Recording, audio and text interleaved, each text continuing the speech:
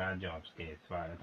Friends, ಆಹಾರ ಇಲಾಖೆಯಿಂದ ನೇಮಕಾತಿಯ ಹೊಸ ಅಧಿಸೂಚನೆ ಬಿಡುಗಡೆಯಾಗಿದ್ದಂಗೆ ಹೋದ್ಮೇಲೆ ಅಂತೆ ಮೇಲ್ ಪುರುಷ ಮತ್ತು ಮಹಿಳಾ ಅಭ್ಯರ್ಥಿಗಳು ಇಬ್ಬರು ಈ ಒಂದು ಹುದ್ದೆಗಳಿಗೆ ಅರ್ಜಿಯನ್ನು ಸಲ್ಲಿಸಬಹುದು. ಇನ್ನು 10th ಮತ್ತು PUC ಹಾಗೂ ಡಿಗ್ರಿ ಕೇಳಿದ್ದಾರೆ ನೋಡಿ. SLC, PUC ಮತ್ತು ಡಿಗ್ರಿ ಮಾಡಿದಂತಹ ಬೋತ್ ಮೇಲ್ ಅಂಡ್ ಫಿಮೇಲ್ ಅರ್ಜಿಗಳನ್ನು ಸಲ್ಲಿಸಬಹುದು. ಮೊದಲಿಗೆ ನೋಡಿ, ಡೀಟೇಲ್ಸ್ ಆಫ್ ಪೋಸ್ಟ್ ಅಂತ ಕೊಟ್ಟಿದ್ದಾರೆ. ಮೊದಲಿಗೆ ಫುಡ್ ಇನ್ಸ್ಪೆಕ್ಟರ್ ಹಾಗೂ ಅಸಿಸ್ಟೆಂಟ್ ಗ್ರೇಡ್ 1 ಮತ್ತು grade 2, grade 3, assistant grade 1, grade 2, grade 3 ಹುದ್ದೆಗಳಿದ್ದಾವೆ. ಹಾಗೆ ಇನ್ನು ಕ್ಲರ್ಕ್ ಹುದ್ದೆ ಇದೆ. ಇನ್ನು P1 ಮತ್ತು ಕಚೇರಿ ಸಹಾಯಕ ಹಾಗೂ ಅಸಿಸ್ಟೆಂಟ್ ಮ್ಯಾನೇಜರ್ ಮತ್ತು ಮ್ಯಾನೇಜರ್, ಹಿರಿಯ ಸಹಾಯಕ, ಕಿರಿಯ ಸಹಾಯಕ ನೋಡಿ, ಇಷ್ಟೊಂದು ಹುದ್ದೆಗಳಿದ್ದಾವೆ. ಈ ಒಂದು ಹುದ್ದೆಗಳಿಗೆ ಆಯ್ಕೆ ಮಾಡಿಕೊಂಡು ನೀವು ಅರ್ಜಿಗಳನ್ನು ಸಲ್ಲಿಸಬೇಕು. ಫುಡ್ ಇನ್ಸ್ಪೆಕ್ಟರ್ ಹುದ್ದೆಗಳಿಗೆ PUC ಮತ್ತು ಡಿಗ್ರಿ ಕೇಳಿದ್ದಾರೆ. ಅಸಿಸ್ಟೆಂಟ್ ಸಹಾಯಕ ಗ್ರೇಡ್ 1, 2, 3 ಈ ಒಂದು ಹುದ್ದೆಗಳಿಗೆ ಡಿಗ್ರಿ ಕೇಳಿದ್ದಾರೆ ನೋಡಿ. ಇನ್ನು ಕ್ಲರ್ಕ್ ಹುದ್ದೆಗಳಿಗೆ ಅರ್ಜಿ ಸಲ್ಲಿಸುವಂತಹ ಅಭ್ಯರ್ಥಿಗಳಿಗೆ ಡಿಗ್ರಿ ಕೇಳಿದ್ದಾರೆ. ಹಾಗೆ P1 ಹುದ್ದೆಗಳಿಗೆ ನೀವು SLC ಆದವರು ಅರ್ಜಿಗಳನ್ನು ಸಲ್ಲಿಸಬಹುದು. ಕಚೇರಿ ಸಹಾಯಕ ಕೂಡ SLC ಕೇಳಿದ್ದಾರೆ. ಅಸಿಸ್ಟೆಂಟ್ ಮ್ಯಾನೇಜರ್ ಡಿಗ್ರಿ ಕೇಳಿದ್ದಾರೆ ನೋಡಿ. ಮ್ಯಾನೇಜರ್ ಮತ್ತು ಕಿರಿಯ ಸಹಾಯಕ ಈ ಒಂದು ಹುದ್ದೆಗಳಿಗೂ ಕೂಡ ಡಿಗ್ರಿ ಇದೆ. ಕಿರಿಯ ಸಹಾಯಕ ನೋಡಿ, ಈ ಒಂದು ಹುದ್ದೆಗಳಿಗೆ ನೀವು PUC ಆದಂತಹ ಅಭ್ಯರ್ಥಿಗಳ ಅರ್ಜಿಗಳನ್ನು ಸಲ್ಲಿಸಬಹುದು. ಟೋಟಲ್ ಆಗಿ ಇಲಾಖೆಯಲ್ಲಿ 33,566 ಹುದ್ದೆಗಳಿದ್ದಾವೆ. ಈ ಒಂದು ಹುದ್ದೆಗಳು ಸೆಂಟ್ರಲ್ ಗೌರ್ಮೆಂಟ್ ಹುದ್ದೆಗಳಾಗಿರ್ತವೆ. ಹಾಗೆ ಈ ಒಂದು ಹುದ್ದೆಗಳಿಗೆ ನೀವು ಆನ್ಲೈನ್ ಮೂಲಕ ಅರ್ಜಿಗಳನ್ನು ಸಲ್ಲಿಸಬಹುದು. ಹಾಗೆ ಕರ್ನಾಟಕದಲ್ಲೂ ಕೂಡ ಹುದ್ದೆಗಳಿದ್ದಾವೆ. ಕರ್ನಾಟಕದಲ್ಲಿ 5,000ಕ್ಕೂ ಅಧಿಕ ಉದ್ಯೋಗಗಳಿದ್ದಾವೆ ನೋಡಿ. ಎಲ್ಲ ಜಿಲ್ಲೆಯಲ್ಲೂ ನೇಮಕಾತಿಯಾಗುತ್ತೆ. ಇನ್ನು ಫ್ರೆಂಡ್ಸ್, ಈ ಒಂದು ಹುದ್ದೆಗಳ ಬಗ್ಗೆ ಸಂಬಂಧಪಟ್ಟಂತೆ ಕರ್ನಾಟಕದಲ್ಲಿ ಎಷ್ಟು ಹುದ್ದೆಗಳಿದ್ದಾವೆ ಅದನ್ನ ಆಲ್ರೆಡಿ ತಿಳಿಸ್ಕೊಟ್ಟಿದ್ದೀನಿ. ಹಾಗೇನ ಅರ್ಜಿ ಸಲ್ಲಿಕೆಗೆ ದಾಖಲಾತಿಗಳು ಏನೇನು ಬೇಕಾಗುತ್ತೆ ಅದನ್ನು ಕೂಡ ತಿಳಿಸ್ಕೊಡ್ತೀನಿ. ಇನ್ನು friends, food department of Karnataka ಅಂದರೆ ನೀವು ಆಲ್ ಇಂಡಿಯಾದಿಂದ ನೀವು ಅರ್ಜಿಗಳನ್ನು ಕರೆದಿರ್ತಾರೆ. 33,566 ಹುದ್ದೆಗಳಿದ್ದಾವೆ. ಈ ಒಂದು ಹುದ್ದೆಗಳಿಗೆ ಬೋತ್ ಮೇಲ್ ಆ್ಯಂಡ್ ಫಿಮೇಲ್ ಪುರುಷ ಮತ್ತು ಮಹಿಳಾ ಅಭ್ಯರ್ಥಿಗಳು ಇಬ್ಬರು ಅರ್ಜಿಗಳನ್ನು ಸಲ್ಲಿಸಬಹುದು.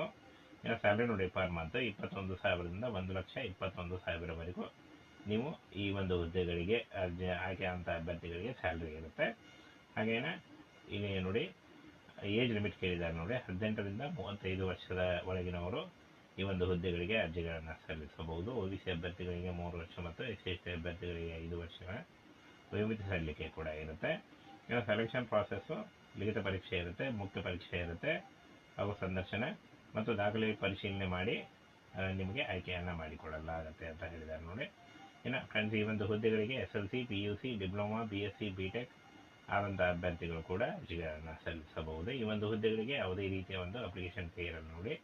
ಫ್ರೀಯಾಗಿ ನೀವು ಅರ್ಜಿಗಳನ್ನು ಸಲ್ಲಿಸಬಹುದು. ಕೆಲವೇ ದಿನಗಳಲ್ಲಿ ಈ ಒಂದು ಹುದ್ದೆಗಳಿಗೆ ಅರ್ಜಿ ಸಲ್ಲಿಕೆ ಶುರುವಾಗುತ್ತೆ ನೋಡಿ. ಏನು ಆನ್ಲೈನ್ ಅಪ್ಲಿಕೇಶನ್ ಬಿಡುಗಡೆ ಆಗುತ್ತೆ. ಇನ್ನು ಈ ಒಂದು ಹುದ್ದೆಗಳಿಗೆ ಏನು ಒಂದು ದಾಖಲೆಗಳು ಬೇಕಾಗುತ್ತೆ ಅಂತ ಹೇಳಿದ್ದಾರೆ.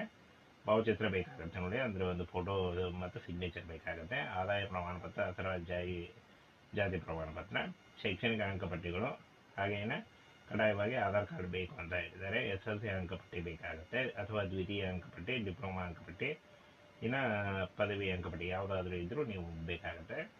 ಇನ್ನು ಅನುಭವ ಪ್ರಮಾಣ ಪತ್ರ ಇದ್ದಲ್ಲಿ ಅಂತ ಹೇಳಿದ್ದಾರೆ, ಕಡ್ಡಾಯವಲ್ಲ ಅಂತ ಹೇಳಿದ್ದಾರೆ. ಇದ್ರೆ ಮಾತ್ರ ನೀವು ಇಷ್ಟೊಂದು ಈ ಒಂದು ದಾಖಲೆಗಳನ್ನು ತೆಗೆದುಕೊಂಡು ಆನ್ಲೈನ್ ಮೂಲಕ ಅರ್ಜಿಗಳನ್ನು ಸಲ್ಲಿಸಬಹುದು.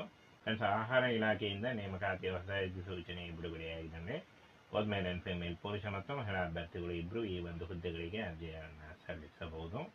ಇನ್ನು 10th ಮತ್ತು PUC ಹಾಗೂ ಡಿಗ್ರಿ ಕೇಳಿದ್ದಾರೆ ನೋಡಿ. SLC, PUC ಮತ್ತು ಡಿಗ್ರಿ ಮಾಡಿದಂತಹ ಬೋತ್ ಮೇಲ್ ಆ್ಯಂಡ್ ಫಿಮೇಲ್ ಅರ್ಜಿಗಳನ್ನು ಸಲ್ಲಿಸಬಹುದು. ಮೊದಲಿಗೆ ನೋಡಿ, ಡೀಟೇಲ್ಸ್ ಆಫ್ ಪೋಸ್ಟ್ ಅಂತ ಕೊಟ್ಟಿದ್ದಾರೆ. ಮೊದಲಿಗೆ ಫುಡ್ ಇನ್ಸ್ಪೆಕ್ಟರ್ ಹಾಗೂ ಅಸಿಸ್ಟೆಂಟ್ ಗ್ರೇಡ್ 1 ಮತ್ತು grade 2, grade 3, assistant grade 1, grade 2, grade 3 ಹುದ್ದೆಗಳಿದ್ದಾವೆ. ಹಾಗೆ ಇನ್ನು ಕ್ಲರ್ಕ್ ಹುದ್ದೆ ಇದೆ. ಇನ್ನು P1 ಮತ್ತು ಕಚೇರಿ ಸಹಾಯಕ ಹಾಗೂ ಅಸಿಸ್ಟೆಂಟ್ ಮ್ಯಾನೇಜರ್ ಮತ್ತು ಮ್ಯಾನೇಜರ್, ಹಿರಿಯ ಸಹಾಯಕ, ಕಿರಿಯ ಸಹಾಯಕ ನೋಡಿ, ಇಷ್ಟೊಂದು ಹುದ್ದೆಗಳಿದ್ದಾವೆ. ಈ ಒಂದು ಹುದ್ದೆಗಳಿಗೆ ಆಯ್ಕೆ ಮಾಡಿಕೊಂಡು ನೀವು ಅರ್ಜಿಗಳನ್ನು ಸಲ್ಲಿಸಬೇಕು. ಫುಡ್ ಇನ್ಸ್ಪೆಕ್ಟರ್ ಹುದ್ದೆಗಳಿಗೆ PUC ಮತ್ತು ಡಿಗ್ರಿ ಕೇಳಿದ್ದಾರೆ. ಅಸಿಸ್ಟೆಂಟ್ ಸಹಾಯಕ ಗ್ರೇಡ್ 1, 2, 3 ಈ ಒಂದು ಹುದ್ದೆಗಳಿಗೆ ಡಿಗ್ರಿ ಕೇಳಿದ್ದಾರೆ ನೋಡಿ. ಇನ್ನು ಕ್ಲರ್ಕ್ ಹುದ್ದೆಗಳಿಗೆ ಅರ್ಜಿ ಸಲ್ಲಿಸುವಂಥ ಅಭ್ಯರ್ಥಿಗಳಿಗೆ ಡಿಗ್ರಿ ಕೇಳಿದ್ದಾರೆ. ಹಾಗೆ P1 ಹುದ್ದೆಗಳಿಗೆ ನೀವು SLC ಆದವರು ಅರ್ಜಿಗಳನ್ನು ಸಲ್ಲಿಸಬಹುದು. ಕಚೇರಿ ಸಹಾಯಕ ಕೂಡ SLC ಕೇಳಿದ್ದಾರೆ. ಅಸಿಸ್ಟೆಂಟ್ ಮ್ಯಾನೇಜರ್ ಡಿಗ್ರಿ ಕೇಳಿದ್ದಾರೆ ನೋಡಿ. ಮ್ಯಾನೇಜರ್ ಮತ್ತು ಕಿರಿಯ ಸಹಾಯಕ ಈ ಒಂದು ಹುದ್ದೆಗಳಿಗೂ ಕೂಡ ಡಿಗ್ರಿ ಇದೆ. ಕಿರಿಯ ಸಹಾಯಕ ನೋಡಿ, ಈ ಒಂದು ಹುದ್ದೆಗಳಿಗೆ ನೀವು PUC ಆದಂಥ ಅಭ್ಯರ್ಥಿಗಳ ಅರ್ಜಿಗಳನ್ನು ಸಲ್ಲಿಸಬಹುದು. ಟೋಟಲ್ ಆಗಿ ಇಲಾಖೆಯಲ್ಲಿ 33,566 ಹುದ್ದೆಗಳಿದ್ದಾವೆ. ಈ ಒಂದು ಹುದ್ದೆಗಳು ಸೆಂಟ್ರಲ್ ಗೌರ್ಮೆಂಟ್ ಹುದ್ದೆಗಳಾಗಿರ್ತವೆ. ಹಾಗೆ ಈ ಒಂದು ಹುದ್ದೆಗಳಿಗೆ ಫ್ರೆಂಡ್ಸ್ ನೀವು ಆನ್ಲೈನ್ ಮೂಲಕ ಅರ್ಜಿಗಳನ್ನು ಸಲ್ಲಿಸಬಹುದು. ಹಾಗೆ ಕರ್ನಾಟಕದಲ್ಲೂ ಕೂಡ ಹುದ್ದೆಗಳಿದ್ದಾವೆ. ಕರ್ನಾಟಕದಲ್ಲಿ 5,000ಕ್ಕೂ ಅಧಿಕ ಉದ್ಯೋಗಗಳಿದ್ದಾವೆ ನೋಡಿ. ಎಲ್ಲ ಜಿಲ್ಲೆಯಲ್ಲೂ ನೇಮಕಾತಿ ಆಗುತ್ತೆ. ಇನ್ನು ಫ್ರೆಂಡ್ಸ್ ಈ ಒಂದು ಹುದ್ದೆಗಳ ಬಗ್ಗೆ ಸಂಬಂಧಪಟ್ಟಂತೆ ಕರ್ನಾಟಕದಲ್ಲಿ ಎಷ್ಟು ಹುದ್ದೆಗಳಿದ್ದಾವೆ ಅದನ್ನ ಆಲ್ರೆಡಿ ತಿಳಿಸ್ಕೊಟ್ಟಿದ್ದೀನಿ. ಹಾಗೇನ ಅರ್ಜಿ ಸಲ್ಲಿಕೆಗೆ ದಾಖಲಾತಿಗಳು ಏನೇನು ಬೇಕಾಗುತ್ತೆ ಅದನ್ನು ಕೂಡ ತಿಳಿಸ್ಕೊಡ್ತೀನಿ. ಇನ್ನು friends food department of Karnataka ಅಂದರೆ ನೀವು ಆಲ್ ಇಂಡಿಯಾದಿಂದ ನೀವು ಅರ್ಜಿಗಳನ್ನು ಕರೆದಿರ್ತಾರೆ. 33,566 ಹುದ್ದೆಗಳಿದ್ದಾವೆ. ಈ ಒಂದು ಹುದ್ದೆಗಳಿಗೆ ಬೋತ್ ಮೇಲ್ ಆ್ಯಂಡ್ ಫಿಮೇಲ್ ಪುರುಷ ಮತ್ತು ಮಹಿಳಾ ಅಭ್ಯರ್ಥಿಗಳು ಇಬ್ಬರು ಅರ್ಜಿಗಳನ್ನು ಸಲ್ಲಿಸಬಹುದು.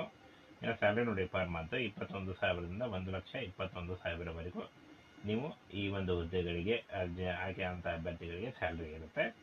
ಹಾಗೇನೆ ಇಲ್ಲಿ ನೋಡಿ ಏಜ್ ಲಿಮಿಟ್ ಕೇಳಿದ್ದಾರೆ ನೋಡಿ. 18ರಿಂದ 35 ವರ್ಷದ ಒಳಗಿನವರು ಈ ಒಂದು ಹುದ್ದೆಗಳಿಗೆ ಅರ್ಜಿಗಳನ್ನು ಸಲ್ಲಿಸಬಹುದು. OBC ಅಭ್ಯರ್ಥಿಗಳಿಗೆ 3 ವರ್ಷ ಮತ್ತು SC/ST ಅಭ್ಯರ್ಥಿಗಳಿಗೆ 5 ವರ್ಷಗಳ ವಯೋಮಿತಿ ಸಲ್ಲಿಕೆ ಕೂಡ ಇರುತ್ತೆ. ಇನ್ನು ಸೆಲೆಕ್ಷನ್ ಪ್ರಾಸೆಸ್ಸು ಲಿಖಿತ ಪರೀಕ್ಷೆ ಇರುತ್ತೆ, ಮುಖ್ಯ ಪರೀಕ್ಷೆ ಇರುತ್ತೆ, ಹಾಗೂ ಸಂದರ್ಶನ ಮತ್ತು ದಾಖಲೆ ಪರಿಶೀಲನೆ ಮಾಡಿ ನಿಮಗೆ ಆಯ್ಕೆಯನ್ನು ಮಾಡಿಕೊಡಲಾಗುತ್ತೆ ಅಂತ ಹೇಳಿದ್ದಾರೆ ನೋಡಿ. ಇನ್ನು ಫ್ರೆಂಡ್ಸ್ ಈ ಒಂದು ಹುದ್ದೆಗಳಿಗೆ SLC, PUC, diploma, BSc, BTech ಆದಂಥ ಅಭ್ಯರ್ಥಿಗಳು ಕೂಡ ಅರ್ಜಿಗಳನ್ನು ಸಲ್ಲಿಸಬಹುದು. ಈ ಒಂದು ಹುದ್ದೆಗಳಿಗೆ ಯಾವುದೇ ರೀತಿಯ ಒಂದು ಅಪ್ಲಿಕೇಶನ್ ಫೀ ಇರಲ್ಲ ನೋಡಿ. ಫ್ರೀಯಾಗಿ ನೀವು ಅರ್ಜಿಗಳನ್ನು ಸಲ್ಲಿಸಬಹುದು. ಕೆಲವೇ ದಿನಗಳಲ್ಲಿ ಈ ಒಂದು ಹುದ್ದೆಗಳಿಗೆ ಅರ್ಜಿ ಸಲ್ಲಿಕೆ ಶುರುವಾಗುತ್ತೆ ನೋಡಿ. ಈಗ ಆನ್ಲೈನ್ ಅಪ್ಲಿಕೇಶನ್ ಬಿಡುಗಡೆ ಆಗುತ್ತೆ.